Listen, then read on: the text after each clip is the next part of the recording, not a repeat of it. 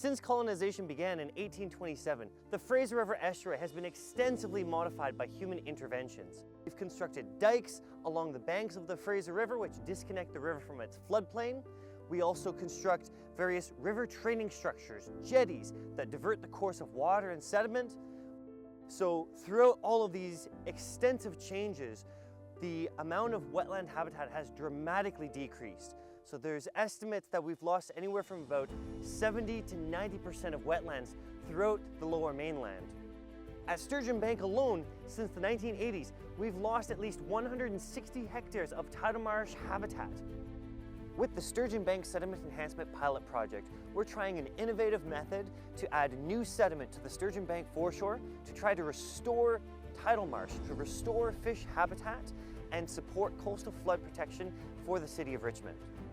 Because we've extensively modified the Fraser River estuary, sediment that would normally reach the tidal marshes, the tidal ecosystems, this sediment can't make it there anymore.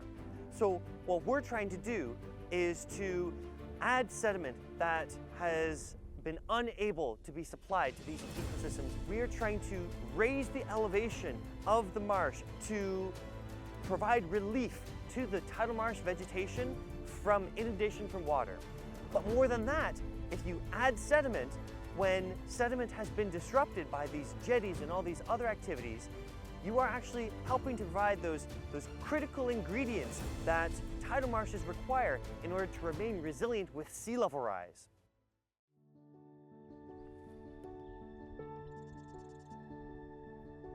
It's summertime now, and here we are at the Sturgeon Bank Marsh to sample salmon and try to better understand how they are using the pilot project area. The marsh creates this great habitat for salmon to be able to utilize. So these juvenile salmon, they come from the river and they're really small and they need to grow quickly. So the estuary is a really important stopover area for them to grow and acclimate to the more ocean conditions. We kind of understand from previous research done in this area that marsh habitat is really important for certain salmon species such as Chinook salmon. Sturgeon Bank is a really important area for these fish to rear, and it's been kind of blocked by these big barriers in the past. In order to add sediment at Sturgeon Bank, it is a very logistically complicated project.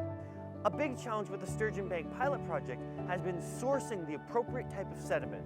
This year, we want to focus on the finer sediments, your silt and your clay. And these sediments tend to accumulate in the secondary channels and in harbors and marinas.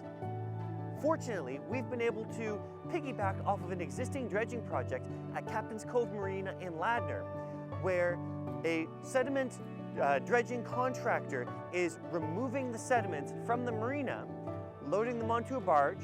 We're then transporting that barge to the Steveston North Jetty, and then we have a special pump that is resuspending the sediment with water in that barge and then pumping it through our temporary sediment delivery pipeline onto Sturgeon Bank.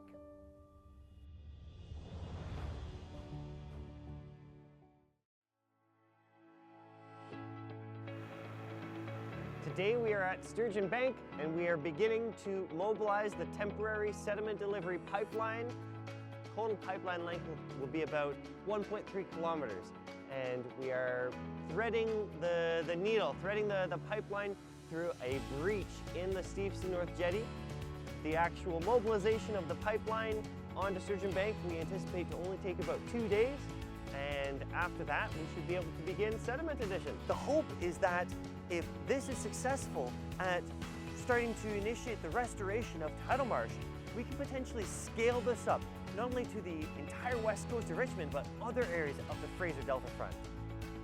With this pilot project, we're trying a precautionary approach, and we continue an annual monitoring program that involves not only on-the-ground measurements, but also remote sensing using drones to detect changes in elevation and changes in vegetation, so that we can really understand what is the biological and physical response of the Sturgeon Bank foreshore to sediment addition. Based on conversations with various rights holders and subject matter experts prior to beginning the project, we received input that we should probably target maybe 5 to 10 years of annual incremental sediment addition for this pilot project to working. So we hope to be able to secure additional years of funding to continue it for that full duration of the pilot project